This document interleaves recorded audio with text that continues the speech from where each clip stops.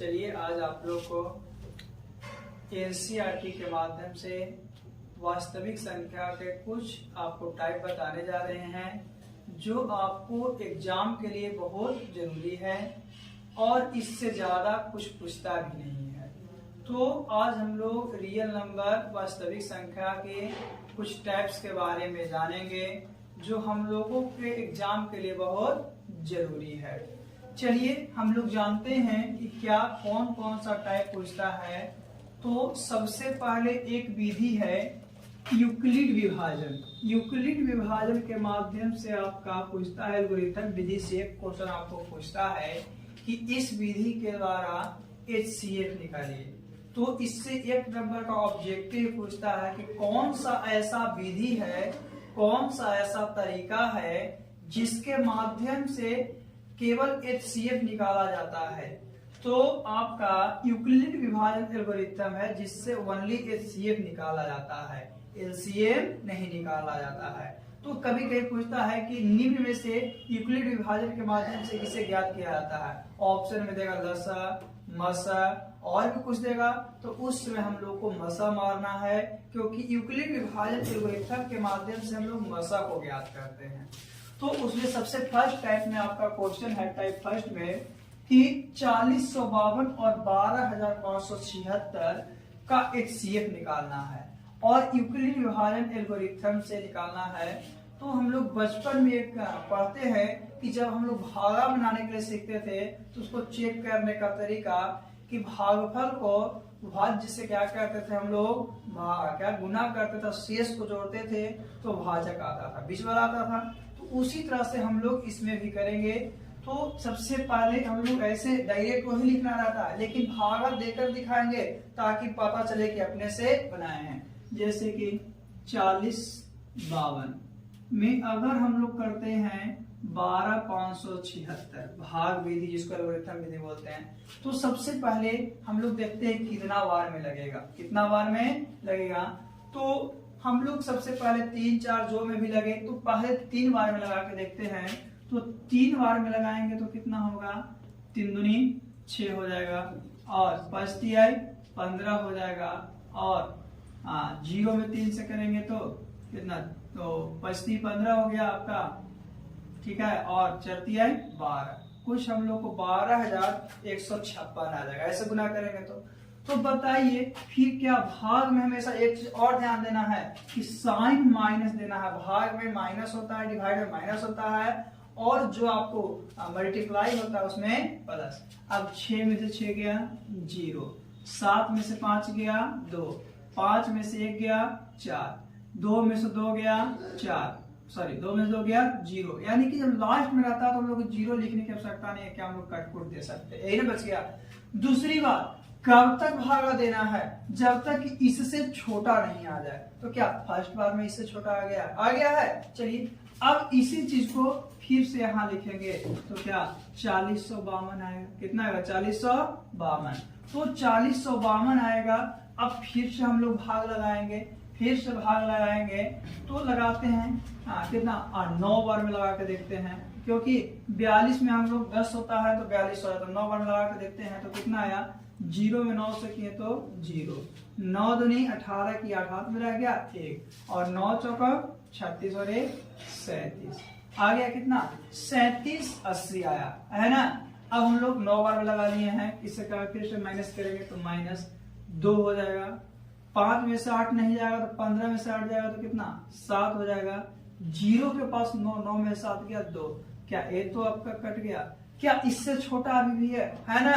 तो अब हम लोग क्या करेंगे, फिर से लिखेंगे। कब तक ऐसे ही लगाना है, जब तक कि आपका कट नहीं जाए, जब तक कि आपका कट नहीं जाए। कितना, तो 27 दूनी 54, 2 बार नहीं लगेगा, 1 बार में फिर लगाएंगे तो कितना 272 होगा। 10 माइनस फिर से 10 में से 2 गया 8, 11 में से 7 गया 4 हो गया और आपका 3 में से 2 गया 1, 148। क्या इससे भी छोटा है। अब फिर से लगाएंगे 272 में 1 बार में लगाएंगे तो कितना आ जाएगा आपका 1 यहाँ लगाएंगे, 12 में से 8 गया 4 और यहाँ बच गया 6, 6 में से 4 गया 2, है ना। तो आगे अब यहाँ 12 में से क्या हो गया, 12 में से 8 गया 4 बचा, यहाँ 6 में 4 गया 2, अब यहाँ 2 में से आपका 1 जाएगा तो कितना 1 बच जाएगा। आगे हम लोग लगाएंगे तो माइनस तो करना ही है, 148 कितना 148 क्या 124 लगेगा एक बार में, फिर से माइनस 4 और 24 क्या 124 फिर से लग सकता है, तो 124 है तो 24 छक्का कितना होता है 124, 24 बचा तो अभी भी नहीं, 24 छक्का ज्यादा हो जाएगा, 24 बच्चे 120 होता है, तो 5 बार लगाएंगे तो 24 बच्चे कितना 120 कितना 4 आ गया कट गया, फिर कितना 24 तो 6 4 6 24। कब तक लगाना है, जब तक कि पूरी तरह से कट नहीं जाए। कब तक हम लोग को लगाना है, जब तक पूरी तरह से कट नहीं जाए। आगे हम लोग अब देखते हैं, इसको लिखने के बाद तो हम लोग लिखेंगे, ये रथ में भी बना सकते हैं, सामने भी बना सकते हैं एग्जाम में, ताकि एग्जामिनर को यह पता नहीं चले कि हम लोग क्या मतलब चीटिंग किए है ना।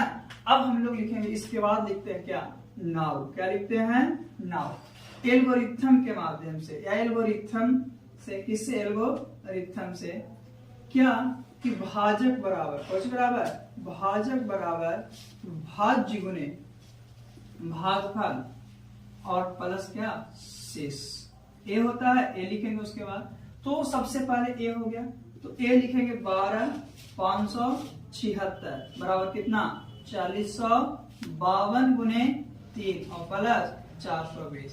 अब अगला ए तो लिख लिए, अब अगला ए लिखेंगे तो कितना 4052 कितना गुना किए तो 420 गुना 9 प्लस 272। उसके बाद ए लिखेंगे तो 420 बराबर 272 गुने 1 प्लस 148। उसी तरह से आप क्या है कि 148, तो 148 क्या आ गया, तो 148 को हम लोग लिख लिए, सॉरी पहले कितना 272 बराबर क्या 148 गुने 1 प्लस 124। इस तरह से हम लोग लास्ट जो आया क्या 24 आया है, तो 24 को क्या 4 गुने 6 प्लस 0, तो जहां 0 आएगा वही HCF होगा। उसके बाद नीचे क्या लिख सकते हैं, हैंस HCF बराबर कितना 2, तो सॉरी कितना आया 4 आ गया, तो इसका HCF जो है 4 आया। तो इस तरह से हम लोग एल्गोरिथम की विधि से बनाते हैं। चलिए आगे हम लोग चलते हैं। एल्गोरिथम के बाद एक चीज और बताते हैं कि अभाज्य गुणनखंड विधि के सॉरी जो आपका अभाज्य गुणनखंड विधि करते हैं तो उसमें आपका अभाज्य संख्या आता है, अभाज्य संख्या आता है उसके बाद तो नहीं होता है, तो अभाज्य संख्या का HCF हमेशा 1 होता है। जितने भी अभाज्य संख्या हैं और अभाज्य संख्या सब है उसमें अभाज्य संख्या का हमेशा HCF जो होता है 1 होता है। चलिए हम लोग अब टाइप 2 की ओर। टाइप 2 देखिए, टाइप 2 में हम लोग चलते हैं। अभी हम लोग बताएं कि यूक्लिड विभाजन के माध्यम से, यूक्लिड विभाजन के माध्यम से जो है आपका केवल HCF निकाला जाता है। दूसरा विधि है आपका अभाज्य गुणनखंड विधि। अभाज्य गुणनखंड विधि के माध्यम से हम लोग HCF और LCM दोनों को निकालते हैं। अभाज्य गुणनखंड विधि के माध्यम से HCF और LCM दोनों को निकालते हैं। तो ये अभाज्य गुणनखंड विधि हम लोग करते कैसे हैं। दूसरी बात, अभाज्य गुणनखंड विधि से जब HCF और LCM को निकालते हैं तो इनके बीच एक संबंध होता है। क्या संबंध होता है कि अगर दो संख्या का निकालते हैं तो इसका संबंध क्या होता है कि पहली संख्या गुने दूसरी संख्या, पहली संख्या गुने दूसरी संख्या बराबर HCF इंटू LCM। इसके बीच ये संबंध होता है किसमें, अभाज्य गुणनखंड विधि से। और इस पे बेस्ड भी एक क्वेश्चन आपका पूछता है, इसका टाइप भी एक है जिसमें पूछता है ऐसा क्वेश्चन। तो सबसे पहले हम लोग देखें कि अभाज्य गुणनखंड विधि में आपका दोनों विधि से ज्ञात कर लेंगे, इसको बनाते कैसे कितना। तो सबसे पहले वह करते हैं जो आपका दिया हुआ उस डिजिट को लिखते हैं। कितना है 6 है, 6 लिखे, फिर कितना है 72 है, 72 लिखे, फिर है 120, 120 लिखे। अभाज्य गुणनखंड कहने का मतलब वैसे गुणनखंड जो एक और अपने आप से कटे, अभाज्य संख्या उसी को कहते हैं जो एक और अपने आप से कटे। तो 6 को अभाज्य गुणनखंड करेंगे तो 6 को करेंगे तो कितना से 2 से कटेगा 3, अब तो नहीं कटेगा ना। फिर कितना है 72 है, तो 72 को करेंगे 2 से तो कितना 36, 2 से 18, 2 से 9, 3 से 3, 72 हो गया। फिर आपका 120 का करेंगे तो 120 2 60, 2 30, 2 15 3 5। अब देखिएगा अभाज्य गुणनफल 1 हो गया, 2 हो गया तो अभाज्य गुणनफल होगा। क्यों? क्योंकि 2 जो है एक और अपने आप से कटेगा। 3 भी अभाज्य गुणनफल है क्योंकि 3 भी है, एक और अपने आप से कटेगा। 5 आया तो 5 भी एक और अपने आप से। क्या अभाज्य गुणनफल कर दिए हम लोग? कभी कभी ऐसा क्वेश्चन पूछता है कि अभाज्य गुणनफल कीजिए, तो खाली अभाज्य गुणनफल करने के लिए कहा तो हम लोग ऐसे कर देंगे ना। तो अब जो किए हैं उसको लिखते हैं। 6 क्या लिखे? 2 गुने 3, उसके बाद 72, 2 गुने 2 गुने 2 गुने 3 गुने 3 लिखे। 120, 2 गुने 2 गुने 2 गुने 3 गुने 5 लिखे। सभी का फैक्टर लिखनी है। अब देखेंगे कि जो सभी में मिलता है, कौन कौन ऐसा डिजिट जो सब में मिल रहा है, जो सब में मिलता है वो क्या कहलाता है? HCF कहलाता है। देखिए 2 मिल रहा है, 2 तो तीनों में है। क्या 3 भी तीनों में है? 3 भी तीनों में है। तो जो सब में मिल गया वो आपका क्या कहलाएगा? HCF कहलाएगा। तो HCF बराबर कितना? 2 और 3, 3 दूनी कितना आ गया? 6 आ गया। 6 आ गया ना। अब हम लोग LCM निकालेंगे, तो LCM का जो आया उसको पहले लिखेंगे। आप बहुत से क्या करते हैं, हमेशा अक्सर करते हैं कि इसके बाद जितना बचा है सब लिख देते हैं और कहते हैं कि हमारा HCF सही है। तो ऐसा नहीं होता है, क्योंकि हम लोग बचपन में पढ़े हैं कि जब LCM सीखते थे तो कम से कम कब तक? जब तक 2 को करते रहता था ना, तब तक हम लोग उसको लगाते थे। उसी तरह से वही नियम है भी अभाज्य गुणनफल में। तो अब देखेंगे कि कौन कौन ऐसा संख्या है जो कम से कम 2 में मिल रहा है। तो बताइए तो कि इसमें 2 है, इसमें भी 2 है ना। ये 2 मिल गया तो क्या ये 2 मिल गया, 2 में से ये वो 2 लिखनी है। फिर और क्या है? ये 2 और ये 2, तो ये दोनों में से ये 2 लिखनी है ना। तो ऐसा। अब इसके बाद एक 3 और एक 5, कोई में 2 मिल रहा है? नहीं मिल रहा। तो उस कंडीशन में जो बच गया उसको लिख देंगे 3 और 5। तो 6 दूनी 12, 12 दूनी 24, 24 बचे 120, 120 दिया 360। तो इसका जो LCM हो जाएगा 360 हो जाएगा। तो इस तरह से ऐसा नहीं है कि 6 आ गया ना, उसका जितना बचा है सब लिख दिए। वो कब लिखाता है? जब 2 को में नहीं मिलता है तब लिखाता है। लेकिन यहाँ तो 3 को दिया हुआ है, 3 को कम से कम 2 में मिलना जरूरी है। लेकिन यही अगर 2 अच्छी कराता, 2 अच्छी के बाद सबसे पहले जो मिल गया HCF होता, और 2 को में देखते तो 2 को में जो मिल रहा वही ना होता। इसीलिए इसका HCF इस तरह से निकाल सकते हैं। चलिए हम लोग अगले टाइप 3 में चलते हैं। टाइप 3 चलिए अभी हम लोग बताए थे अभाज्य गुणनफल में कि एक संबंध होता है कि पहली संख्या गुने दूसरी संख्या बराबर HCF इंटू LCM। अभी हम लोग संबंध देखे थे। तो इस संबंध के माध्यम से आपका एक टाइप का क्वेश्चन पूछता है। देखिए वो टाइप क्या है? क्वेश्चन है कि अगर HCF 2 संख्या का दिया हुआ है 9, HCF 2 संख्या का 9 दिया हुआ है, तो 2 संख्या का LCM निकालना है। यही निकालना है।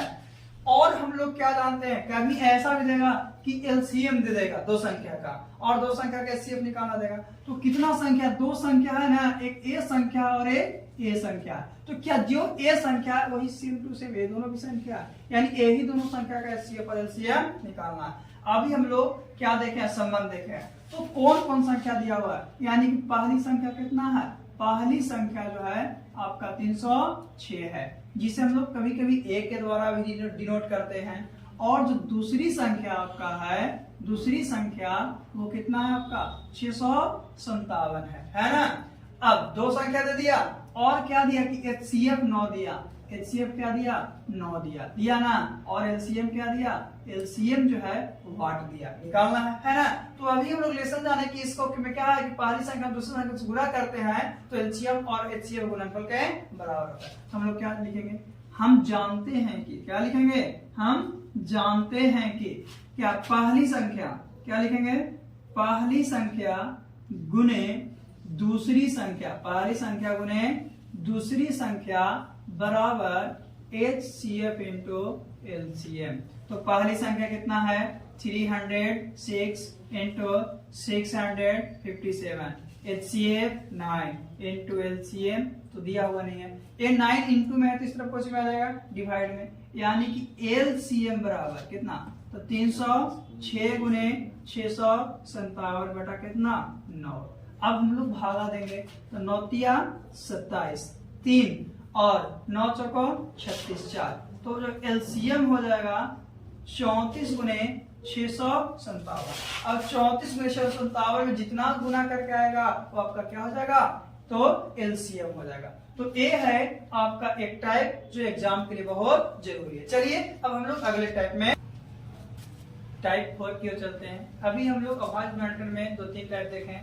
अभी हम लोग टाइप 4 में कर रहा है क्वेश्चन कि व्याख्या करना है, दिखाना है पूरा कि अगर कोई प्राकृत संख्या n है, प्राकृत संख्या यानी गिनती की संख्या है और उसके पावर में n है, तो वो अंक 0 पर प्राप्त हो सकता है कि नहीं हो सकता, यानी तो जब सोल्व करेंगे तो 0 आ सकता है कि नहीं आ सकता। तो आपको हम बता देते हैं सबसे पहले कि किसी भी संख्या को इकाई स्थान पर 0 आने के लिए उसके गुणनखंड में 2 और 5 का होना अति आवश्यक होता है। अगर किसी संख्या में 2 और 5 नहीं है तो कभी भी इकाई स्थान पर शून्य नहीं आता है। और एक चीज, कभी कभी जैसे 6 का पावर n दिया हुआ है, कभी कहेगा कि इकाई स्थान पर 5 हो सकता है कि नहीं हो सकता है, तो 5 होने का भी एक कंडीशन क्या है कि कम से कम उसके गुणनखंड में एगो 5 होना अति आवश्यक है। अगर एक 5 रहेगा तभी हो सकता है, अन्यथा नहीं। तो अभी 0 कह रहा है, तो 0 के लिए उसके अभाज्य गुणनखंड में आपका 2 और 5 होना अति आवश्यक है। यानी 2 रहेगा और 5 नहीं रहेगा तो भी नहीं होगा, 5 है और 2 गायब है तो ये नहीं रहेगा। यानी कि हम लोग क्या जानते हैं कि 2 और 5 रहेगा तब भी शून्य पर समाप्त हो सकता है, अन्यथा कभी शून्य पर समाप्त नहीं हो सकता है। चलिए क्वेश्चन पे चलते हैं। क्वेश्चन दिया गया 6 के पावर n दिया गया है ना, तो हम लोग मानते हैं कि माना की संख्या, क्या मानते हैं, माना कि जो संख्या है, संख्या a बराबर या b बराबर कुछ बराबर भी क्या है 6 के पावर n, कितना है 6 के पावर n है। तो जब a बराबर 6 के पावर n है, यानी a बराबर क्या 6 के पावर n नहीं ना, 6 का फैक्टर करेंगे तो a बराबर 2 गुने क्या लिखेंगे 3 के पावर n। तो a बराबर क्या लिख सकते हैं 2 के पावर n और 3 के पावर n आ गया है। इसी इक्वेशन क्या मानते हैं, फर्स्ट मान लेते हैं। आप बताइए, अभी हम लोग सबसे पहले जाने कि कब 0 आ सकता है, जब 2 और 5 रहेगा तब, लेकिन इसमें 2 और 5 आया है, नहीं आया है, तो क्या 0 हो सकता है, नहीं हो सकता है। क्या इसके बाद लिखेंगे, हम जानते हैं कि, क्या लिखेंगे, हम जानते हैं कि किसी संख्या का इकाई स्थान, कौन सा स्थान, इकाई स्थान 0 तब होगा, 0 तब होगा जब उनके गुणनखंड में, जब उनके क्या चीज में, गुणनखंड में क्या रहेंगे 2 और 5 रहेंगे। जब उनके गुणनखंड में 2 और क्या रहेंगे 5 रहेंगे। हम लोग यह जानते हैं कि किसी भी संख्या के इकाई स्थान पर 0 कब आएगा, जब उसके गुणनखंड में 2 और 5 रहेगा तब आएगा। इसमें तो आया नहीं है, नहीं ना। अतः 6 के पावर n के गुणनखंड में, 6 के पावर n के गुणनखंड में क्या 2 और 5 दोनों क्या है मौजूद नहीं है, दोनों क्या है मौजूद नहीं है। 2 तो है लेकिन 5 मौजूद नहीं है, तो 2 और 5 मौजूद नहीं है, यानी कि 7। तो ये भी बोल सकते हैं 2 मौजूद है लेकिन 5 मौजूद नहीं है। तो क्या लिखेंगे, दोनों में से क्या है आपका 1 मौजूद है, क्या है 2 मौजूद है, तो दोनों रहेगा तब ना आएगा, दोनों मौजूद नहीं है। अगर ये दोनों मौजूद रहता तब 0 हो सकता था, है ना। इसलिए क्या है 6 के पावर n का इकाई अंक जो है आपका 0 यानी 0 क्या नहीं हो सकता है, नहीं हो सकता है। तो ये हम लोग को याद रखना है कि सबसे पहले 6 के पावर 0 लिखे तो उसको फैक्टर करें कोई चीज को, जैसे कि अभी बोले कि लास्ट में 5 आने के लिए हमको इकाई स्थान में को 5 होना जरूरी है, तो ये याद रखेंगे। उसके बाद इस तरह से इस क्वेश्चन को हम लोग बना सकते हैं। चलिए आगे हम लोग टाइप 5 में, टाइप 5 में आपको बताते हैं, ऐसे पहले ही बताए हैं क्या है क्वेश्चन में कि सिद्ध करना है कि √5 एक अपरिमेय संख्या है। तो सबसे पहले अपरिमेय संख्या के बारे में आपको बताते हैं कि अपरिमेय संख्या उसे कहते हैं जिसे p/q के रूप में नहीं लिख सकते हैं, यानी रूट के अंदर है तो उसको पूरा वर्गमूल नहीं निकलेगा, वो सभी संख्या अपरिमेय संख्या कहलाती है। तो अपरिमेय संख्या के माध्यम से हम लोग देखते हैं कैसे हम लोग सिद्ध कर सकते हैं कि अपरिमेय संख्या है। जैसे कि 5 हो गया, √6 भी हो जाएगा, √7 भी हो जाएगा, √8 भी दे सकता है, लेकिन 9 नहीं दे सकता है। क्यों? क्योंकि 9 का वर्गमूल निकल जाता है। जब वर्गमूल निकल जाएगा कैसे आपका अपरिमेय होगा, नहीं होगा, परिमेय हो जाएगा। तो वैसी संख्या जिसका वर्गमूल नहीं निकलता है वो आपको अक्सर एक क्वेश्चन देता है कि कौन है या नहीं। चलिए हम लोग देखते हैं कि क्या इसमें करते हैं। तो सबसे पहले हम लोग जब आप परिमेय संख्या मानना रहता है, बनाना रहता है, सिद्ध करना रहता है, तो उसे हम लोग परिमेय मानते हैं, अपोजिट मानते हैं। क्या मानते हैं? अपोजिट मानते हैं। तो क्या लिखेंगे सबसे पहले कि माना की, क्या लिखेंगे? माना कि जो आपका √5 है एक क्या है? परिमेय संख्या है। एक क्या है? परिमेय संख्या है। जब परिमेय संख्या मानेंगे तो p बटा q के रूप में लिख सकते हैं। तो क्या √5 बराबर कुछ हो जाएगा p बटा q होगा, p बटा q होगा। जहां पे आपका क्या रहता है कि p तथा q जो है एक पूर्णांक होगा, p तथा q क्या होगा? एक पूर्णांक होगा। चलिए आगे हम लोग बात करते हैं। इसके आगे हम लोग क्या जानते हैं कि जो आपका p और q एक पूर्णांक होगा, ठीक है, तो परिमेय संख्या को जानते हैं कि p बटा q के रूप में लिख सकते हैं। लेकिन आप परिमेय क्या रूप में नहीं रहता है, तो रूट हटाने के लिए क्या करते हैं कि स्क्वायर करते हैं। तो एक तरफ तो स्क्वायर नहीं करेंगे, जब भी करेंगे तो दोनों तरफ करेंगे। तो दोनों तरफ वर्ग करते हैं, तो क्या लिखेंगे? दोनों तरफ वर्ग करने पर, क्या करने पर? वर्ग करने पर। तो दोनों तरफ वर्ग करने पर क्या होता है? देखिए वर्ग कर रहे हैं, वर्ग यानी कि स्क्वायर, तो √5 का स्क्वायर बराबर p बटा q का स्क्वायर, p बटा q का स्क्वायर। तो क्या √5 का स्क्वायर करते हैं तो 5 होता है, p स्क्वायर और बटा कितना? q square. अब हम लोग क्या करें? क्रॉस मल्टीप्लिकेशन करेंगे तो p स्क्वायर बराबर 5q स्क्वायर होगा, p स्क्वायर बराबर 5q स्क्वायर होगा। तो जब हम लोग को दोनों का स्क्वायर है, अगर हम लोग कंपेयर करते हैं तो p स्क्वायर बराबर 5q स्क्वायर, तो क्या p बराबर 5q हो जाएगा? क्या हो जाएगा? p बराबर 5q। आगे हम लोग करेंगे तो क्या यहाँ पे p बराबर 5q कर सकते हैं। अब देखिए यहाँ p बटा q बराबर √5 था, यहाँ अगर q बटा में है, इंटू में है, बटा में आ जाएगा तो खाली 5 हो जाएगा। तो हम लोग तो √5 को न माने थे, हाँ, लेकिन ये हो रहा, तो इसके लिए एक परिमेय यूज करते हैं। क्या परिमेय यूज करते हैं कि अगर p जो है 5q को विभाज्य करता है तो p किसको? 5 को भी विभाज्य करेगा। किससे? परिमेय 1.3 से। तो यहाँ पे क्या लिख देंगे? परिमेय 1.3 से। क्या परिमेय 1.3 से लिखते हैं? अगर क्या लिखते हैं? अगर p जो है 5q को विभाज्य करेगा, किसको? 5q को विभाज्य करेगा तो किसको? p5 को भी विभाज्य करेगा, p5 को विभाज्य करेगा। अब बताइए, तो जब ऐसा करेगा तो ये तो आपका परिमेय संख्या आ जाएगा ना। तो इसके बाद लिखते हैं अतः विरोधाभास होने के कारण, अतः विरोधाभास होने के कारण क्या होता है? विरोधाभास। अतः विरोधाभास होने के कारण हमारा मानना गलत है। हमारा मानना क्या है? हमारा मानना गलत है कि जो √5 है वो एक परिमेय। हमारा मानना गलत है, √5 एक परिमेय होगा। इसीलिए जो है √5 एक क्या हो जाएगा? अपरिमेय हो जाएगा। √5 एक अपरिमेय संख्या होगा। क्या होगा? अपरिमेय संख्या होगा। तो इस तरह से हम लोग देखते हैं कि क्या है कि आपका √5 जो है एक अपरिमेय संख्या है और ये अक्सर आपको 2 न मिलता है। एक चीज और इसमें बताते हैं, जैसे कि अभी हम लोग जान गए कि एक जो संख्या है रूट के अंदर है, अगर वर्गमूल नहीं निकलता है तो क्या है? अपरिमेय है। तो अपरिमेय तो कभी कभी आपस में बराबर नहीं हो सकता है, नहीं हो सकता ना। चलिए इसके अगले टाइप में हम इस क्वेश्चन को बताते हैं कि दोनों बराबर नहीं।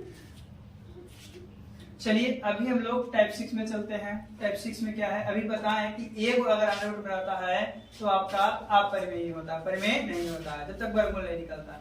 तो इसमें दिया है कि 3 + 2√5 हम लोग को सिद्ध करना है कि ए है जो आपका अपरिमेय संख्या है। तो अब हम लोग देखते हैं कि क्या सबसे पहले तो हम लोग मानते थे ना। तो मानते हैं तो क्या होता है? क्या सबसे पहले लिखेंगे कि माना के, क्या लिखेंगे? माना के 3 + 2√5। क्या है? 3 + 2√5 जो है आपका क्या है? एक परिमेय संख्या। क्या? एक परिमेय संख्या है। तो 3 + 2√5 एक क्या है? आपका परिमेय संख्या है। जब परिमेय है तो क्या p बटा q के रूप में मानेंगे, यानी कि 3 + 2√5 बराबर p बटा q। जहां क्या है? कि P और Q एक पूर्णांक है, जहाँ P तथा Q क्या है, पूर्णांक है। आगे हम लोग देखते हैं क्या कि अब हम लोग को क्या है कि इसमें तो अलग भी है, परिमेय अलग भी है, अपरिमेय अलग भी है, तो क्या एक जैसा को एक जैसा करेंगे, तो एक प्लस में तो उस तरफ कुछ जाएगा, माइनस में जाएगा, तो यहाँ क्या बच जाएगा 2√5 और बराबर P बटा Q, और प्लस में है तो कोची में माइनस में 3, माइनस में क्या हो जाएगा 3। आप बताइए तो 2 तो इंटू में, 2 इंटू में है ना, तो इंटू में तो सब कुछ में जा सकता है, डिवाइड में जा सकता है, तो उससे पहले हम लोग इसको सॉल्यूशन कर लेंगे। तो क्या 2√5 यहाँ क्या हो जाएगा Q, तो यहाँ तो P और माइनस क्या हो जाएगा 3Q हो जाएगा। अब A इंटू में है तो डिवाइड में चल जाएगा, तो √5 बराबर क्या है कि P माइनस 3Q बटा 2Q आ गया। तो ये तो आपका क्या पूर्णांक है, लेकिन ये अभी ही हम लोग कुछ देर पहले सीखे थे कि क्या कि ये जो होता है आपका परिमेय होता है, अपरिमेय होता है। तो अपरिमेय परिमेय बराबर होगा क्या, नहीं होगा, नहीं होगा। जहां क्या लिखेंगे, जहां P माइनस 3Q 2Q एक पूर्णांक होगा, एक क्या होगा पूर्णांक होगा। इसको इक्वेशन क्या मान लेते हैं, फर्स्ट। अब लिखेंगे कि इक्वेशन फर्स्ट का एक भाग परिमेय तथा दूसरा भाग अपरिमेय है, जो आपस में कभी भी बराबर नहीं हो सकता है।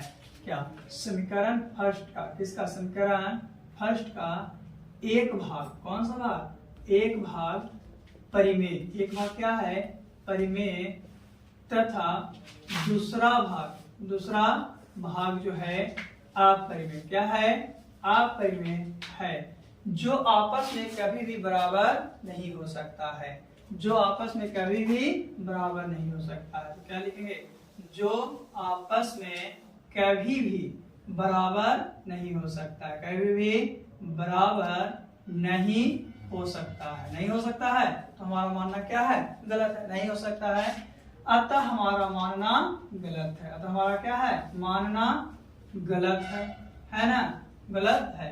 इसलिए जो होगा क्या है कि 3 प्लस 2√5 क्या होगा, एक अपरिमेय संख्या होगा, एक क्या होगा अपरिमेय संख्या होगा। तो इस तरह से हम लोग इस क्वेश्चन को बनाते हैं। चलिए आगे हम लोग अगले टाइप में चलते हैं। टाइप 7, ये आपको लास्ट टाइप बता रहे हैं रियल नंबर का। ये 7 टाइप से आपका 2 टाइप 3 टाइप का क्वेश्चन अक्सर आपको पूछेगा, और इस एग्जाम में भी जो 2024 का एग्जाम है उसमें फर्स्ट और सेकंड शिफ्ट दोनों में से आपका इस क्वेश्चन पूछता है, इससे ज्यादा कोई क्वेश्चन नहीं पूछता, इतना ही टाइप का पूछता है। हाँ, बस अंतर ये रहता है कि उसमें डिजिट चेंज रहता है और कोई प्रकार की चेंजिंग नहीं होती है। चलिए लास्ट टाइप आपको बता रहे हैं कि अगर कोई भी धनात्मक पूर्णांक, धनात्मक यानी प्लस, धनात्मक यानी कौन सी प्लस, तो धनात्मक पूर्णांक 6Q+1 है या 6Q+3 है या 6Q+5 का रूप है, वो हमेशा धनात्मक ही होता है, यानी कि प्लस में होता है। कुछ होता है प्लस में होता है। Q का मान कुछ भी लेते हैं, तो जैसे कि 1 लेते हैं, 2 लेते हैं, 3 लेते हैं, 4 लेते हैं, 5 लेते हैं, कुछ भी लेते हैं, तो Q का मान हमेशा कितना आता है, तो धनात्मक आता है। कितना आता है नहीं, बस प्लस में आता है। Q का मान 1 2 3 4 कुछ भी लेते हैं, 0 के बाद, 0 नहीं, 0 के बाद। तो पूर्णांक में आपका 0 भी आता है, लेकिन माइनस तो नहीं आता है, तो 0 भी लीजिएगा तो आपको आ जाएगा, लेकिन माइनस में कभी नहीं आएगा। तो Q का मान अगर हम लोग 0 लेते हैं, 1 लेते हैं, 2 लेते हैं, चलिए तो मानते हैं, क्या मानते हैं कि माना कि Q बराबर 1 लेते हैं एक बार 2 लेते हैं, एक बार 3, एक बार 4, इतना काफी है, 1 2 3 4 लेते हैं, कुछ भी ले सकते हैं। तो सबसे पहले लेते हैं नाउ, तो क्या है आपका दिया हुआ 6Q+1, 6Q+3 और 6Q+5, 1 लेते हैं तो 6 × 1 प्लस कितना 1, फिर है 6 × 1 + 3, 6 × 1 + 5, तो यहाँ 6 और 1 7, यहाँ 6 3 9, यहाँ 6 5 11, इक्वेशन फर्स्ट 1 लेते हैं। चलिए 2 लेते हैं तो 6 × 2 + 1, 6 × 2 + 3, 6 × 2 और +5, तो 6 दूनी 12 और 1 13, 6 दूनी 12 3 15 और 12 5, तो 12 5 17, तो क्या आपका ये हो गया। आगे हम लोग को जब बी लिए हैं तो भी आपका यह है धनात्मक में है। ऐसे क्वेश्चन में एक और आता है कि धनात्मक विषम पूर्णांक होता है, विषम पूर्णांक भी रहेगा, तो विषम यानी जो 2 से नहीं कटेगा, ये ना होगा। चलिए 3 लेते हैं तो 6 × 3 + 1, 6 गुने 3 प्लस 3, 6 गुने 3 प्लस 5, तो कितना 36, 18 1 19, 18 3 21 और 18 5 23। तो क्या इसी तरह से अगर हम लोग q बराबर 4 लेंगे तो हमेशा क्या प्लस में आ रहा है कि नहीं आ रहा है, और हमेशा विषम भी आ रहा है, सम भी आ रहा है, नहीं आ रहा। तो इस तरह से हम लिख सकते हैं क्या आगे, इस समीकरण किससे, समीकरण फर्स्ट सेकेंड तथा किससे थर्ड से यह पता चलता है, यह पता चलता है कि q का कोई भी मान लेने पर, q का कोई भी मान लेने पर, कोई भी मान लेने पर हमेशा क्या होता है, धनात्मक विषम पूर्णांक आता है। क्या होता है, हमेशा धनात्मक विषम पूर्णांक आता है, हमेशा धनात्मक विषम पूर्णांक आता है। अतः क्या लिख सकते हैं, 6q प्लस 1 या 6q प्लस 3 या 6q प्लस 5 हमेशा क्या होगा, धनात्मक विषम पूर्णांक होगा, धनात्मक विषम पूर्णांक होगा। तो इस तरह से हम लोग देखते हैं धनात्मक क्या होगा, विषम पूर्णांक, क्या हो जाएगा, धनात्मक विषम पूर्णांक होगा। विषम मतलब आपका क्या है, जो 2 से नहीं काटता। तो इस तरह से हम लोग शॉर्ट टाइप को पढ़ लेंगे, जो आपको एग्जाम के लिए बहुत जरूरी है। आगे अब हम लोग अगले लेसन की ओर चलेंगे।